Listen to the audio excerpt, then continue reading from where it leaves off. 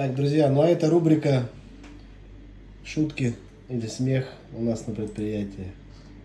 В общем, человек пишет, сколько стоит капиталка двигателя Веста Спорт 1.8. Ну, мы не занимаемся, наши партнеры занимаются этим. И мне просто интересно стало. Захожу в профиль, а тут раз продается Лада Веста. И причем в описании ничего не написано про капиталку двигателя. Вот так вот, друзья. Проверяйте внимательно все объявления всех пользователей. Смотрите на отзывы. Ну, короче, смотрите внимательно, прежде чем совершить какую-либо сделку.